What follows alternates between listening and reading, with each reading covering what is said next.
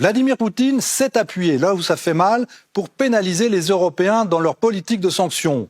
Les Américains ne sont pas concernés, ils sont même bénéficiaires, puisqu'ils vont vendre leur gaz naturel liquéfié très polluant aux Européens.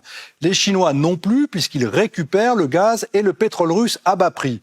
D'autres se frottent les mains, comme le prince héritier saoudien Mohammed Ben Salman, revenu en grâce près de 4 ans après l'assassinat du journaliste Jamal Khashoggi. Américains et Européens le supplient de faire baisser le prix du pétrole pour juguler l'inflation. Pris à leur propre piège, les Européens qui prévoyaient à terme de couper le gaz russe pour priver Poutine de ses revenus se voient obligés dans la panique de remplir à 80% les stocks de gaz avant l'hiver. Avec une décision forte mais non contraignante à laquelle veut s'associer la Suisse de réduire de 15% l'importation de gaz russe grâce à une panoplie de mesures plus ou moins efficaces. Poutine peut bien se moquer de ceux qui préconisent les douches froides ou de ne plus porter de cravate pour supporter l'absence de climatisation.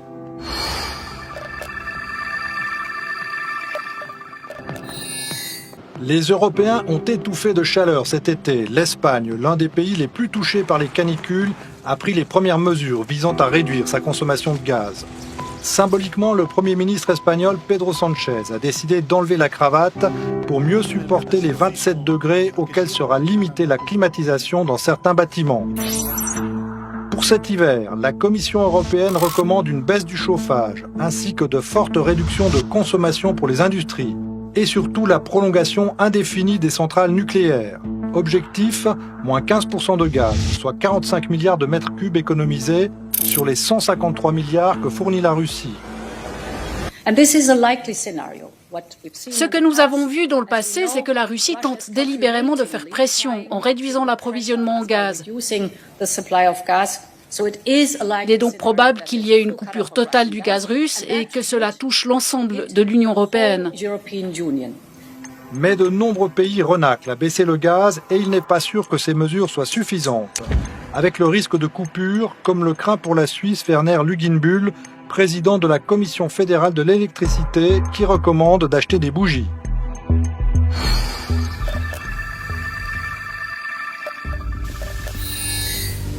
Fermement décidée à maintenir les sanctions contre l'agresseur russe en Ukraine, l'Union européenne risque de se voir privée du gaz russe bien plus vite qu'elle n'entendait le faire volontairement pour tarir les revenus de Poutine. Celui-ci semble s'amuser de ce jeu du chat et de la souris. Il réduit le gaz via Nord Stream en mer du Nord, mais le maintient et le renforce via Turk Stream et la mer Noire, donnant au passage un coup de pouce à son allié Erdogan. Je pense donc que nos partenaires européens devraient être reconnaissants à la Turquie pour le fait qu'elle assure le transit ininterrompu de notre gaz vers le marché européen. C'est aussi une redistribution des cartes qui s'annonce avec le rapprochement entre la Russie, la Turquie et l'Iran et surtout la Chine. Et la crainte pour les Européens de voir les flux de gaz et de pétrole russe bon marché se diriger vers la Chine, le nouveau parrain de Moscou. Depuis le début de la guerre en Ukraine, les exportations russes vers la Chine ont augmenté de 48,8%.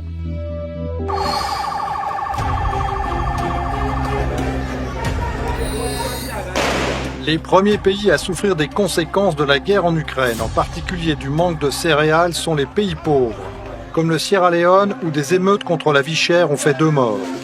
Mais aussi l'Argentine, avec des milliers de manifestants réclamant une hausse des salaires, alors que d'autres s'en remettent au sein du pain, lui demandant logement et travail. On voit des personnes de la classe moyenne inférieure, ça vous brise l'âme, parce que ces personnes se trouvent dans ces conditions humiliantes, comme en 2001, et vous voyez des gens qui ne sont pas des habitués de cet endroit. En Grande-Bretagne, où l'inflation dépasse les 10%, c'est tout le secteur des transports qui se met en grève pour les salaires, avec le plus grand port bloqué par les dockers, qui arborent un gilet rouge à forte valeur symbolique. Un mouvement qui pourrait bien s'étendre à d'autres secteurs. Le rêve de Poutine serait en effet de voir des gilets jaunes semer le chaos partout en Europe, comme il y a 4 ans en France. Un mouvement relancé par les prix insupportables de l'énergie et d'éventuelles coupures. Il faut se préparer à un hiver périlleux, prévient The Economist. Bonjour Laurent Horvat. Bonjour. Vous êtes un spécialiste de la géopolitique des énergies, fondateur du site 2000watts.org. Alors si l'on en croit The Economist, est-ce qu'il faut craindre cet hiver qui nous arrive avec de grands périls ? Alors il y a 2 stratégies en gros dans le monde actuellement. C'est la stratégie européenne où on brûle un cierge pour espérer que cet hiver soit pas trop froid. Et puis de l'autre côté, le côté de la Russie, où on brûle un cierge pour que l'hiver soit très froid. Alors c'est deux stratégies qui s'opposent. Mais bon, il y a quand même une réalité, hein, c'est que par exemple, déjà maintenant, le prix du gaz, il est à des sommets. Il est quoi, à plus de 300 $ le mètre cube, c'est ça? Effectivement, le prix du gaz flambe, mais pas que le gaz, hein, aussi le pétrole, le charbon et toutes les matières premières. Ouais, c'est ça. Donc on risque aussi d'avoir des coupures, hein, c'est ça la question. Alors ça va être la grande question, est-ce qu'on aura cet hiver des coupures de gaz? Est-ce que entre aujourd'hui et l'hiver, est-ce qu'on va recevoir assez de gaz des différents pays? Et ça, c'est la grande question qu'on se pose actuellement. Mais alors vous dites que finalement, c'est pas tellement l'hiver qui a à craindre, c'est le printemps. Pourquoi? L'hiver, on sait qu'il sera compliqué. Sur l'hiver, on utilise l'énergie surtout pour se chauffer. Par contre, ça veut dire que le gaz que l'on reçoit, c'est comme un bidon. Vous avez un grand trou au fond et vous devez remplir sans arrêt votre bidon pour qu'il soit plein. Si on n'arrive plus à le remplir, ça veut dire qu'il va diminuer. Et le risque qu'on pourrait avoir, c'est qu'au mois d'avril, mai, juin, l'année prochaine, il n'y ait plus de gaz. Mais le gaz ne sert pas uniquement à chauffer ou à produire l'électricité, mais pour l'industrie, c'est un élément clé. Ouais, c'est ça. Donc évidemment, le problème, c'est des industries qui risquent de fermer, des emplois qui risquent aussi de se perdre. Alors la première vague, ça va être le citoyen qui va payer son énergie beaucoup plus cher. Puis la deuxième vague, ça pourrait être que des entreprises ferment leur industrie ou leur département et on pourrait assister à une vague de licenciements à cause d'une énergie trop élevée. Oui, alors justement, est-ce que finalement Poutine, qui est aux manettes, hein, est-ce qu'il peut faire basculer les opinions publiques européennes?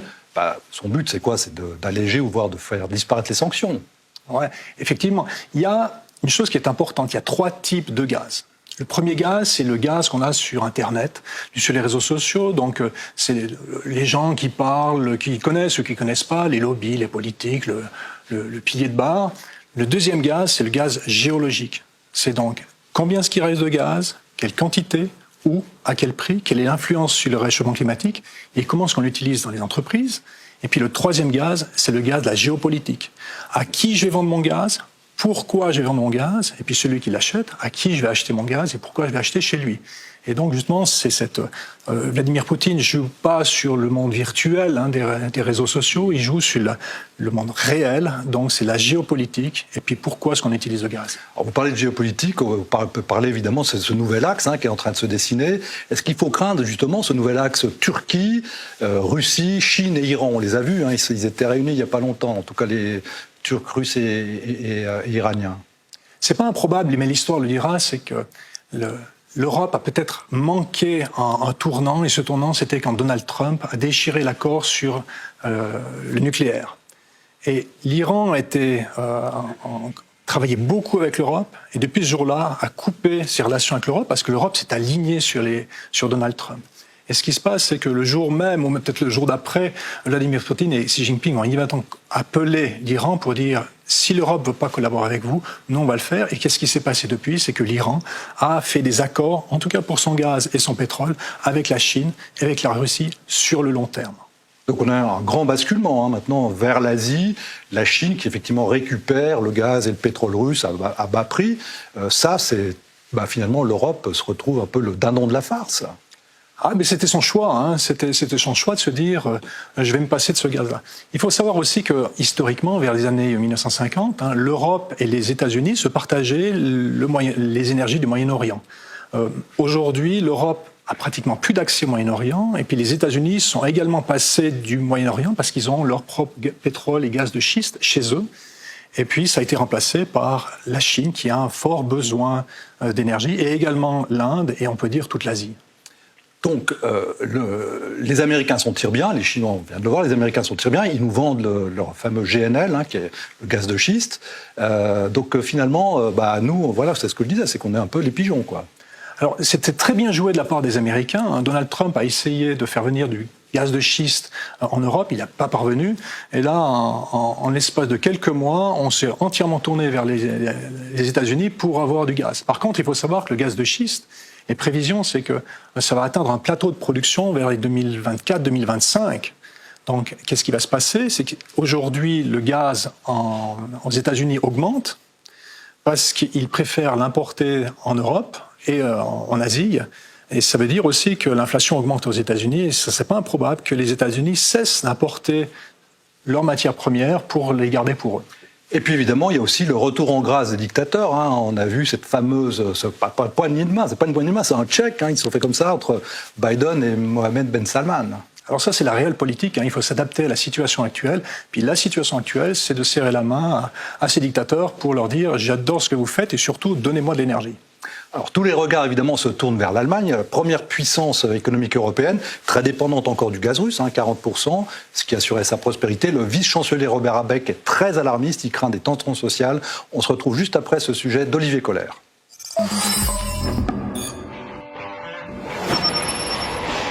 Vendre des radiateurs électriques en plein mois d'août, du jamais vu dans cette grande enseigne allemande du bricolage.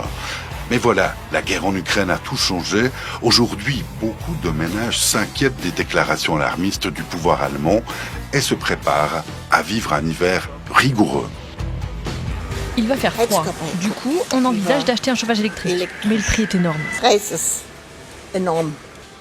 Le problème, c'est qu'on a décidé qu'on ne voulait plus s'approvisionner auprès des Russes, sans penser aux conséquences. C'est un vrai dilemme. Impensable il y a quelques mois encore, la première puissance économique européenne se prépare à vivre une crise énergétique majeure.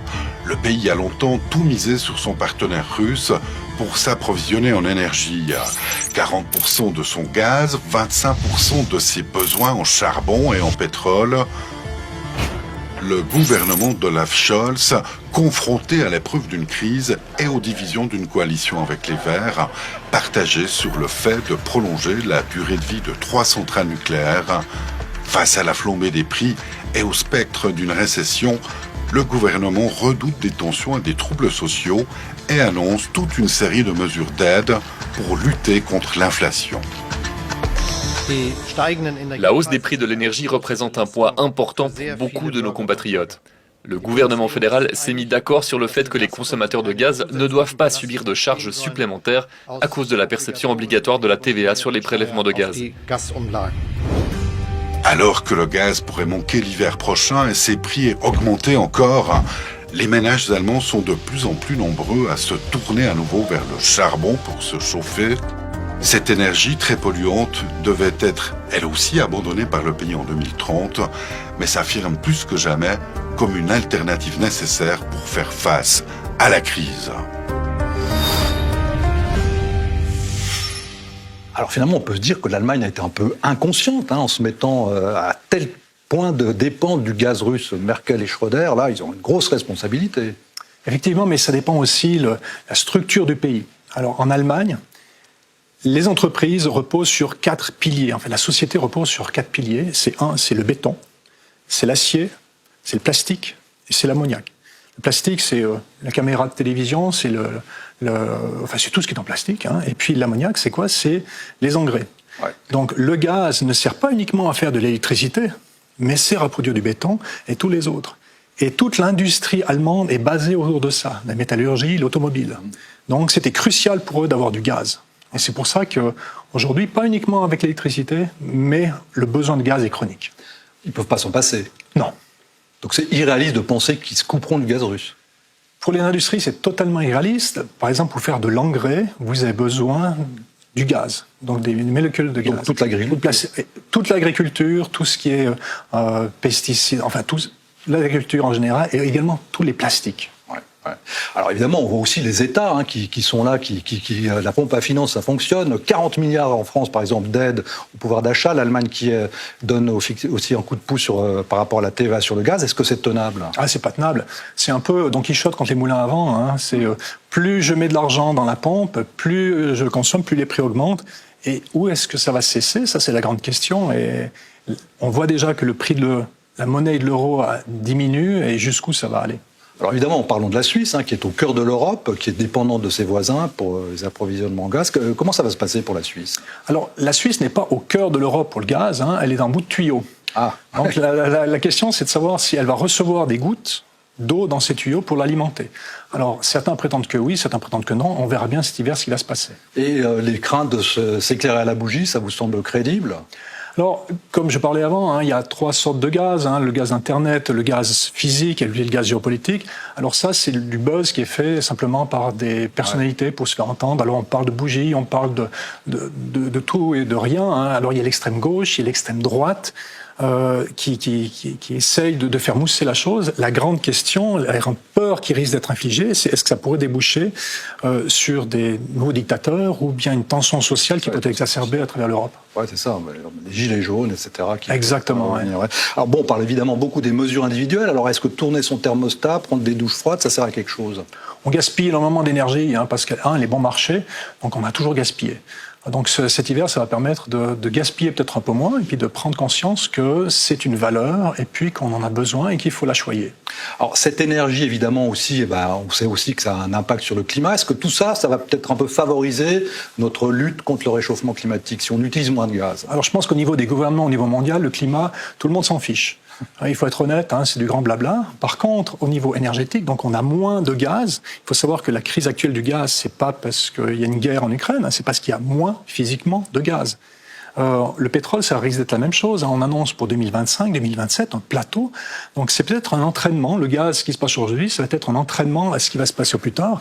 Comme on a eu la pandémie avec les masques, on croyait que la Suisse est un pays très riche, on pouvait avoir des masques. On croyait que la Suisse est un pays très riche pour avoir du gaz. Et c'est peut-être pas le cas. Donc c'est peut-être un entraînement pour ce qui va nous arriver au futur. En tout cas, d'ici là, une chose est sûre, c'est que les énergies pétrole, gaz augmentent à des prix absolument faramineux et les majors pétrolières et gazières s'en mettent absolument plein les poches.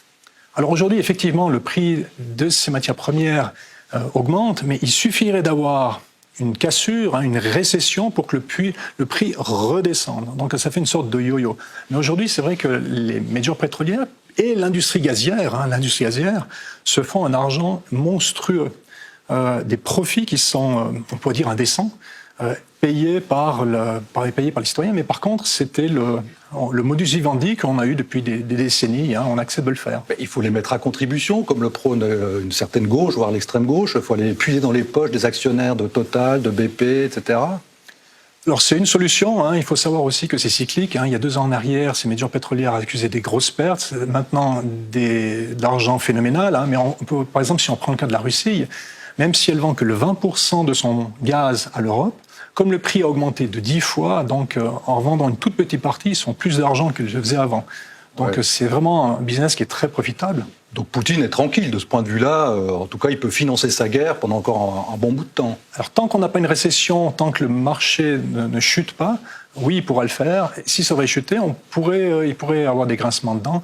Il faut savoir que le pétrole qui est extrait en Russie est très bon marché à extraire. Donc tant que le baril n'est pas en dessous de $40, 40-50 $, il peut vivre avec. Là, on parlait effectivement des risques de coupure. Est-ce que le Nord Stream, qui est à 20%, risque de s'arrêter bientôt? Alors, c'est possible. Il faudrait demander à Vladimir Poutine ce qu'il pourrait faire. Par contre, on voit qu'il a une arme de géopolitique entre ses mains. C'est de dire, si vous venez pas à la table de négociation, notamment avec l'Ukraine, je peux vous couper entièrement les tuyaux. Et on voit actuellement, en coupant un tout petit peu, pas un tout petit, mais il peut lui laisser de 20%, on voit déjà les dégâts que ça fait. Je pense que ça va pousser les différentes personnes à revenir autour d'une table, de comprendre ce que la Russie veut, et puis aussi que la Russie comprenne aussi ce que l'Europe veut, et puis de mettre autour d'une table, de poser à plat ce qui va se passer, parce qu'on a encore des années à vivre avec l'énergie, du gaz et du pétrole de la Russie. Donc un certain optimisme, on va dire, pour terminer cette émission. Merci en tout cas Laurent Horvat, c'était un plaisir de vous retrouver sur ce plateau de Géopolitis. Évidemment, on peut continuer à suivre les questions d'énergie sur votre blog et sur votre site 2000watts.org. Merci beaucoup. Avec plaisir. L'une des alternatives au gaz russe est le gaz naturel liquéfié, qui présente plusieurs inconvénients, son coût et son bilan environnemental. On voit tout ça avec Elsa Anguinolfi.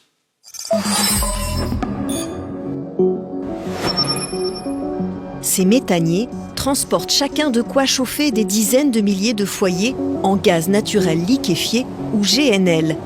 Destination, le marché européen. L'Union mise de plus en plus sur ce gaz rendu liquide pour être transportable par bateau. Les importations de GNL ont bondi de 70% au premier trimestre de l'année, principalement en provenance des États-Unis. Nous voulons en tant qu'Européens nous diversifier loin de la Russie vers des fournisseurs en qui nous avons confiance, qui sont nos amis et qui sont fiables. L'allié américain a promis 15 milliards de mètres cubes supplémentaires de GNL aux pays de l'Union cette année. La machine productive américaine tourne à plein régime et devrait faire des États-Unis le premier exportateur de GNL au monde. Mais les dirigeants européens convoitent aussi les ressources qataries, nigérianes, israéliennes ou encore égyptiennes.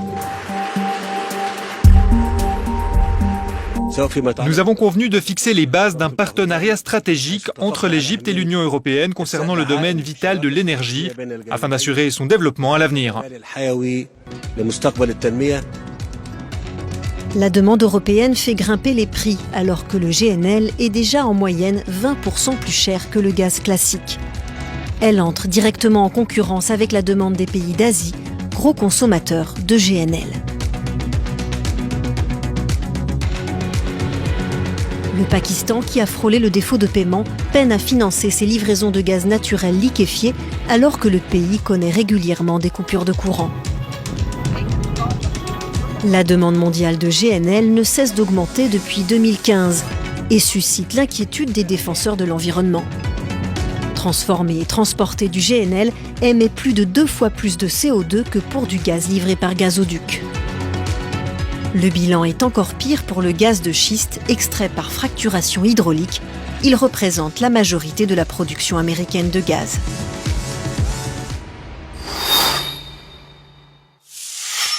La rencontre entre Joe Biden et le prince héritier saoudien Mohammed Ben Salman, reçu ensuite à l'Élysée, a fait couler beaucoup d'encre. Le paria, accusé de l'assassinat du journaliste Jamal Khashoggi, revenait en grâce dans l'espoir qu'il augmente la production de pétrole pour en faire baisser le prix. Un rôle crucial du pays de l'or noir qui avait montré toute sa capacité de nuisance lors du premier choc pétrolier en 1973. C'est notre rubrique ce jour-là avec Mélanie Ohaillon.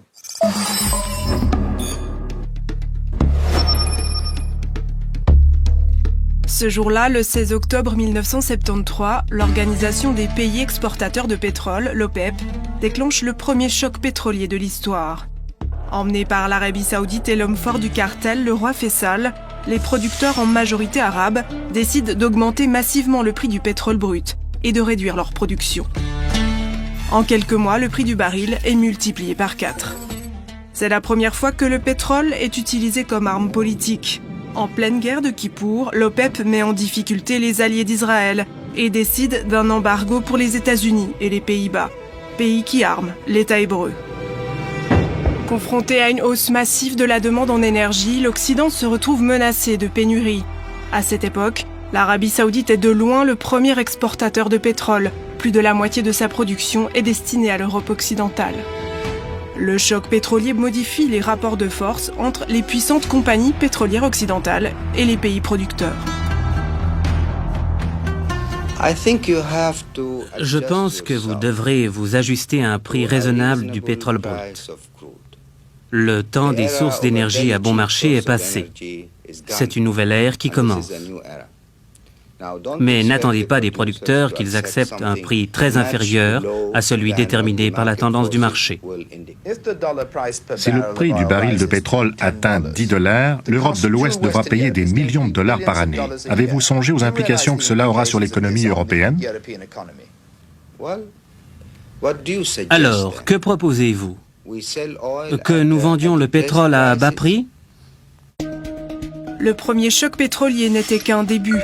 Le prix du brut n'a ensuite cessé de s'envoler au gré des crises, dopées par une demande mondiale toujours plus importante, notamment indienne et chinoise. Il a atteint un pic à près de $140 le baril lors de la crise financière de 2008. Avec la pandémie de Covid-19, les prix avaient presque retrouvé les niveaux de 1973. Ils ont à nouveau dépassé les $100 depuis le déclenchement de la guerre en Ukraine. On connaît la fable du colibri qui contribue à éteindre l'incendie de la forêt en prenant une goutte d'eau dans son bec, ce qui a donné naissance au mouvement écologiste Colibri. Une sociologue remet en question l'injonction aux petits gestes individuels dans un passionnant entretien au podcast du Monde Chaleur Humaine. Selon elle, la marge de manœuvre vers la sobriété du plus grand nombre est très faible dans une société structurée autour de contraintes, comme par exemple l'absence de transport collectif dans les campagnes. Le modèle capitaliste occidental impose la surconsommation avec l'obsolescence programmée et aussi le gaspillage en multipliant les injonctions à acheter 2 fois les mêmes produits, comme par exemple les crèmes du jour et du matin et du soir, explique Sophie Dubuisson-Kellier. J'espère que cela ne vous incitera pas à cesser vos efforts vertueux, éteindre les lumières, prendre des douches plus courtes et moins chaudes. Merci de votre fidélité exigeante. Je vous donne rendez-vous pour une prochaine émission consacrée aux mafias. Portez-vous bien.